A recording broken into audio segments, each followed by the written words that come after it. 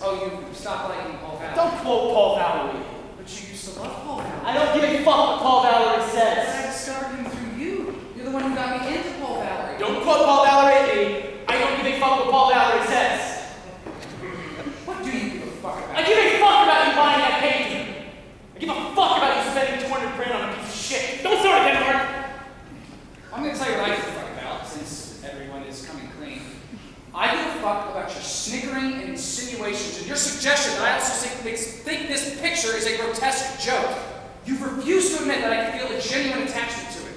I've tried to set up some sort of loathsome complicity between us, and that's what's made me feel, Mark, to use your expression, how little binds us together these days. Your perpetual display of distrust. You know, I can't possibly imagine you genuinely loving that painting. But why? Because I love Serge.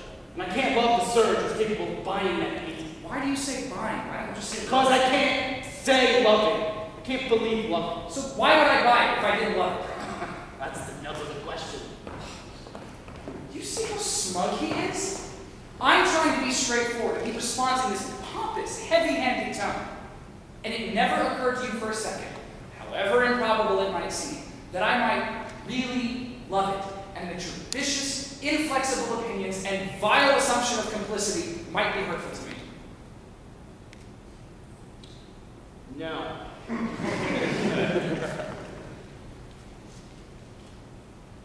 When you asked me what I thought of Paula, a girl who once spent an entire dinner party maintaining that Elmhurst-Danlos syndrome could be cured homeopathically, did I say that I found her ugly, repellent, and totally charmless?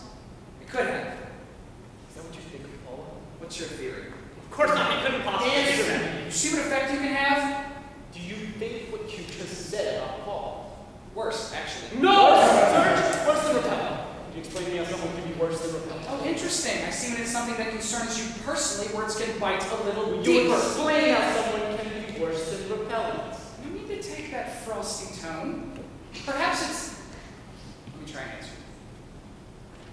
Perhaps it's the way she waves away cigarette smoke. The way she waves away cigarette smoke? Yes. The way she waves away cigarette smoke.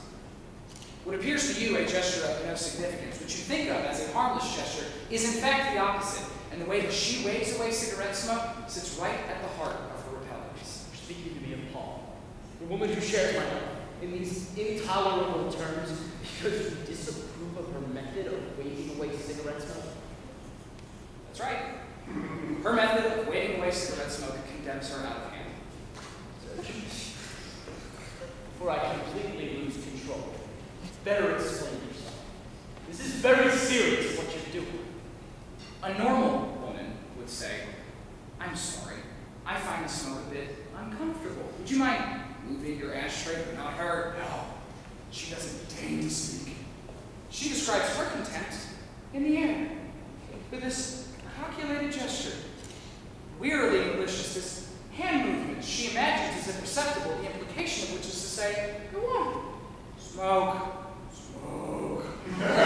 It's pathetic, but what's the intention to it? Which means you can't tell if it's you or your cigarette that's actually getting up her nose. You're exaggerating! Notice she has this hand wrong. He says I'm exaggerating, it doesn't say I'm wrong. Her method of waving away cigarette smoke reveals a cold, condescending, narrow-minded nature. Just with you're in the process of acquiring yourself. It's a shame, Mark. It is a real shame you have taken up with such a lifetime. Paul is not like mine. Take back everything you just said, Serge. Yep. Yes! Take back everything you just said. Take it back! Take it back! This is ridiculous! For the last time, I demand you take back what you just said. In my view, the two of you are an aberration. You're a pair of fossils. Come on! Come on, get it out! Come on, get it out! It's no business!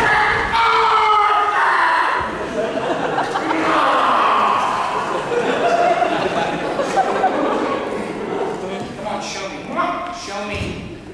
Come on, show me. Show me. Oh, it's nothing. You're complete freaks! Both of you!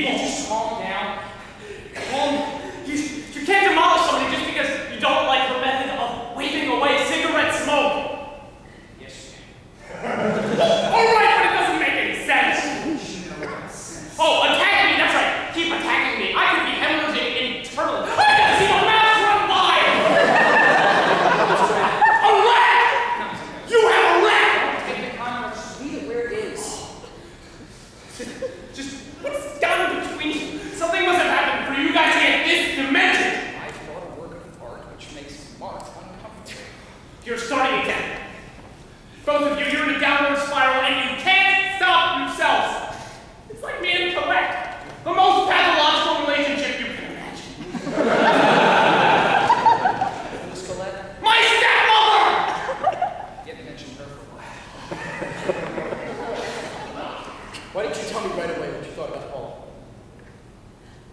didn't want to upset you. No. You mean no? No. When I asked you what you thought about Paula, you said, she's a perfect match for you. Yes. Which had been positive coming from you. Sure. Given the state we're in at the time. What are you trying to prove? But today, your assessment of Paula, or in other words, me, is far harsher. I don't understand. Of course you understand. No, you don't. Since I can no longer support you in your frenzy, though recent craving for novelty, I've become narrow-minded, condescending, fossil. I'm in agony! It's like something's drilling through my brain! That was random. But what do you think? You think it's something shaking loose up here? Don't you think alcohol's a little risky? Aspirin, well... Oh my God, what the fuck do you want? Don't worry about me. Carry on with your preposterous conversation. Don't pay any attention to me. You can show a drop of compassion, but no! I don't mind you spending time with Paula. I'm not resenting you for being. You had no reason to resent me, but you resent me for, I was going to say for being with the Andrea. yes! Alright, I'm missing something here. I need to replace you with Paul. You saying I replaced you with the Andrea? Yes. I replaced you with the Andrea. Yes, with the Andrews and everything it implies. You have any idea what he's talking about? I can tell us you're both insane. You know, in my time was never well. What is that supposed to mean in your The time? time we made a distinction between me and other people. The time we judged things by my standards. Was there such a time? Oh, that's just cruel. And Pet, No, I assure you, I was staggering. fun and turned into such a sponge. Oh, Back keep up. going, keep going. It's like water on a duck's back. No, we're tight, you're proud of you, my friend. You congratulated yourself on my being mad. You enjoyed exhibiting the untamed in your circle, you whose life is so normal. How's your alcohol? But eventually, I suppose that kind of affection dries up. Belatedly, you claim your independence. I like related to you. But I detest independence. It's violence. You've abandoned me. I've been betrayed. As far as I'm concerned, you're a traitor. So, if I understand this correctly, he was my mentor. And if I loved you as my mentor, what was the nature of your feelings? Yes. Yes, but I want to hear you say it.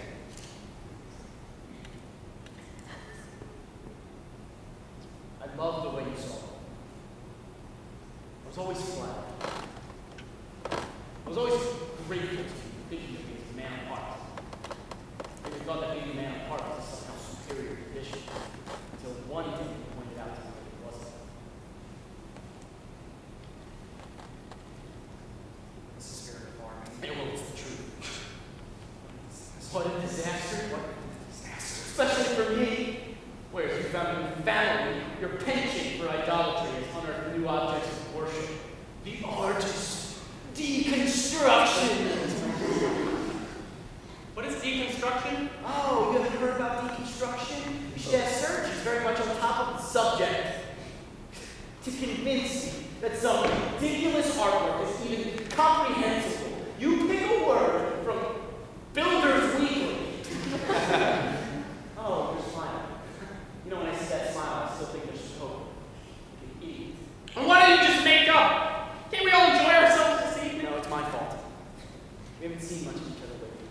I've been busy and you started mixing with the Hyans, the Robsons, the Dupre O'Dare, that dentist, Roger Halliday. He's the one No, no. He's from another world. He only likes conceptual art. It's all the same thing! All the same thing. See, more evidence of how records slip away. Now when we talk, we can't even make ourselves understood. I had no idea. Really, it's come as a complete surprise to me. How much I was under your influence. I mean, the extent to which you owned me. You know, didn't know who it turns out. Your friends should never go unshadow. Your friends need to be shadowed or otherwise they'll get away. Look at Mom, who's getting chaotic behavior, who's just delay us. We've allowed him in this timid station, practically married. He brought us originality, and then now we're going to ever piss it away. Us! You brought revolve around you. Why can't you just learn to love people for themselves, Mark? What does that mean for themselves? For what they are. Well, what are they? What are they?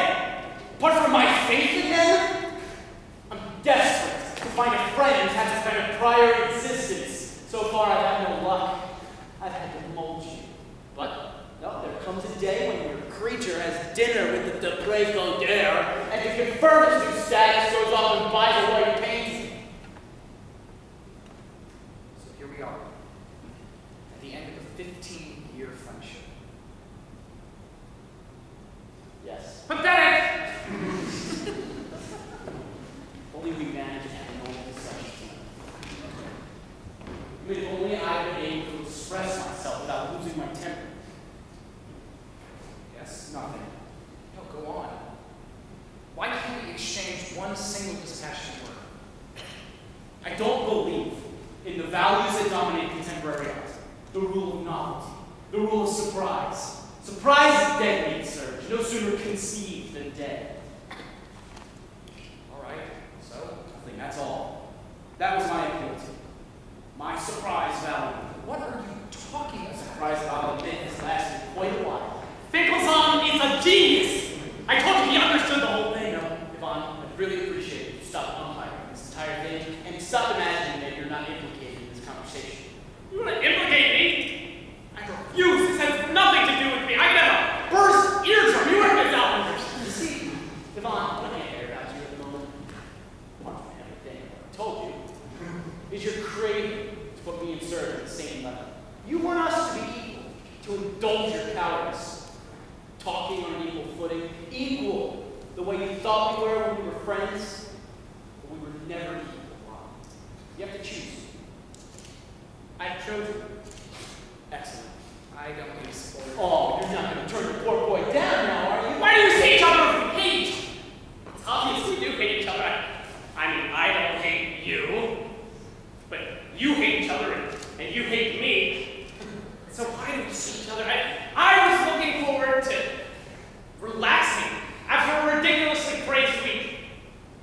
Meeting two of my best friends, going to the movies, getting away from all these dramas. Are you aware that you talked about nothing but yourself? Who are you talking about? Who's everybody talking about? Ruin our evening. I ruined your evening. Yes. I ruined your evening. I ruined your evening. Yes, I'm so excited. Are you saying it's me who ruined your evening? How many more times are you going to say it? Or just answer the question. Are you saying it's me who ruined your evening? Well, you arrived 3/4 of an hour late, you don't apologize, and you swamp us with your domestic woes. Oh, and your inertia, your sheer, neutral, spectator's inertia has lured Mark and me into the worst exits. You're starting on me too. Because on this subject, I'm entirely in agreement with you. I've been burst into tears. I'm very close to crying. Cry. Cry. You're telling me to cry. You've got every reason to cry. You're losing your two best friends, you're marrying a Gorgon, you're... So that's it. It's all over. Say to yourself, why didn't we see each other if we hate each other? What about my wedding? You were my witnesses, remember? Find someone else. I can't. You can find someone else at the last minute. You're not allowed to. Of course you are. You can't. We'll come. What you should do is cancel the wedding. Right.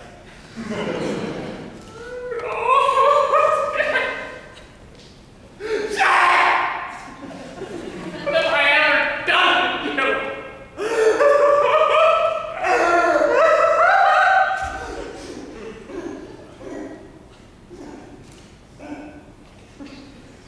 You could have picked any other time to have your fight. This is savage what you're doing. But no. You're determined to destroy my wedding.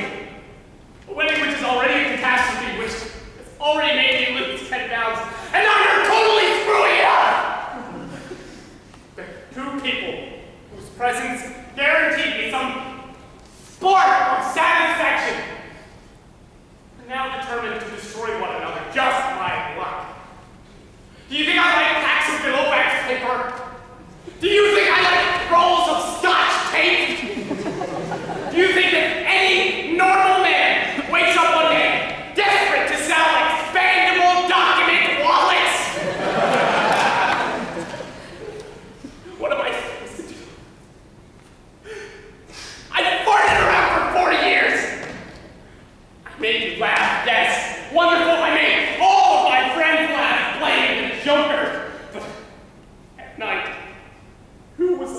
solitary as a rat. Who crawled back into his hole every night all on his own? This buffoon! Dying of loneliness who switch on anything that talks, and who does he hear on the answering machine? His mother. His mother! His mother! Who upset me in the first place? I don't have your refined sensibilities. I don't have an opinion. I'm not heavyweight. Calm down! Oh, don't tell me to calm down. The possible reason that I have to calm down. Are you trying to drive me crazy? Telling me to calm down? I don't want to be like you! I don't want to be an authority figure. I don't want to be a point of reference. I don't want to be self-sufficient. I just want to be your friend. If I'm the Joker! If I'm the Joker!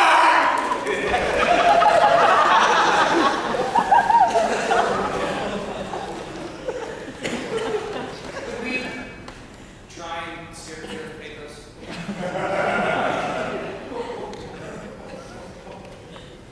I'm finished. You have anything to nibble on? Anything just to keep from passing out? It's olives. Hand them over.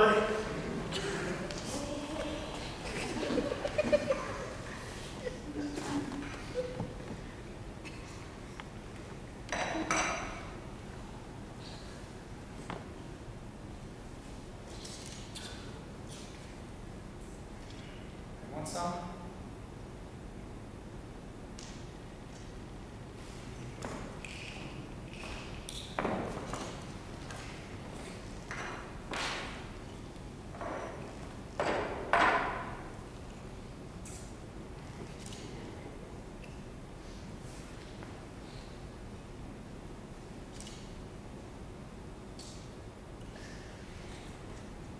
Do you have any place to put them?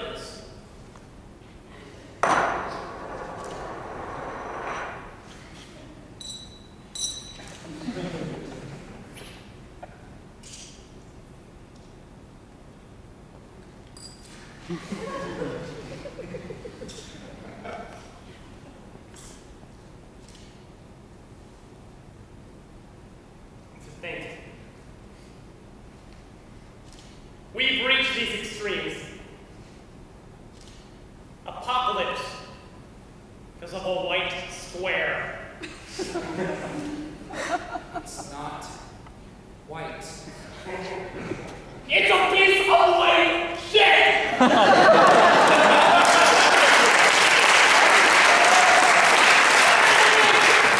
It's a piece of white shit!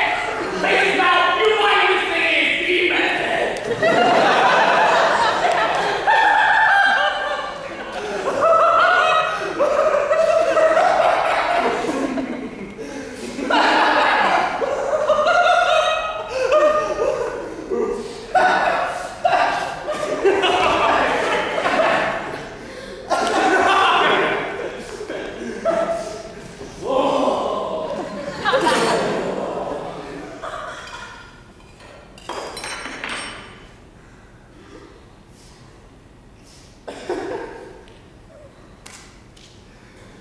Do you have one of your famous spell tips? For what? You're not going to draw or paint. Do you or don't you? Yes. Blue one. Hand it over.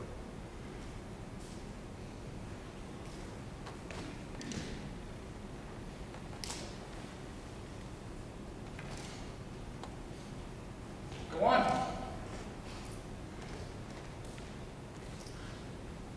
Go on. You're not going. Come on. You're raiding lunatics. Both of them.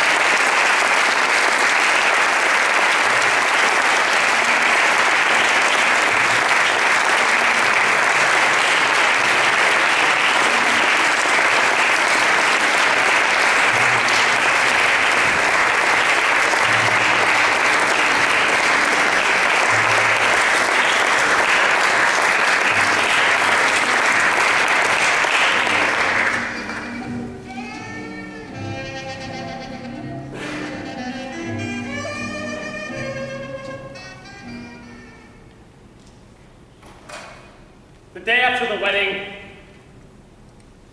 Catherine put her wedding bouquet and a little bag of sugared almonds on her mother's grave at Montparnasse Cemetery. I slipped away behind a monument to cry. I absolutely have to speak with Finkelson about this tendency I have to cry. I cry all the time. It's not normal for a person my age. It started, or at least clearly revealed itself at Serge's, the evening of the white painting. After Serge, in an act of pure madness, demonstrated to Mark that he cared more about him than he did his painting, we went and had dinner. Shay and Emily. It was over dinner that Serge and Mark made the decision to reconstruct a relationship destroyed by word and deed.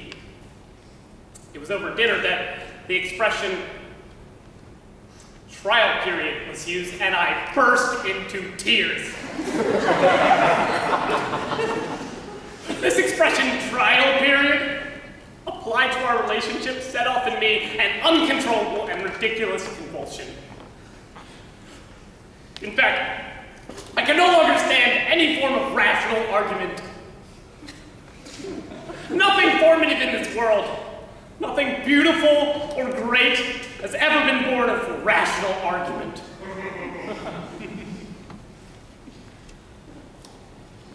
After Mark and I succeeded in liberating the skier, helper Swiss soap plus added oxgall, recommended by Paula, I turned to Mark and I said, "Do you know that ink from felt tips is washable?" "No," said Mark. "Would you?" "No," I said very quickly. Lying. I came within an inch of saying yes. Yes, I did know. How could I have started our trial period off with such a disappointing admission? On the other hand, it's right to start with a lie. I mean, a lie. Let's be reasonable. Why am I being so absurdly virtuous? Why does my relationship with Mark have to be so complicated?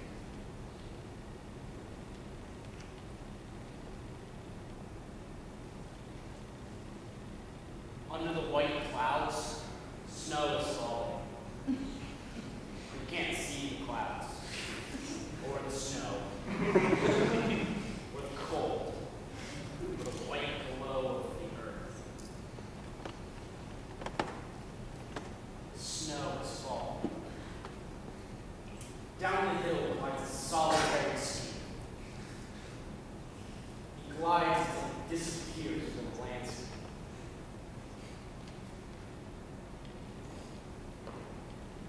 My friend Serge, one of my oldest friends, has just bought a painting. It's a canvas about 3 feet by 4, and it represents a man who moves across a space and then disappears.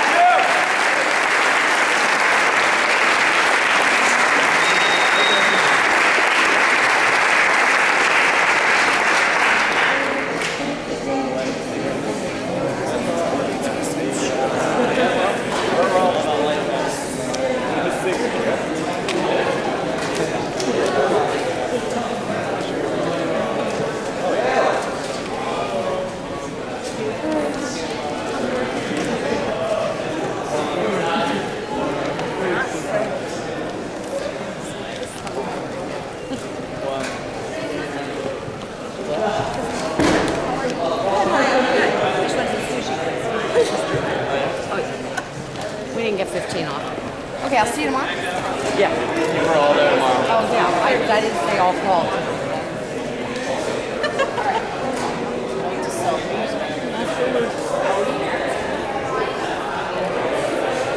You guys were fantastic.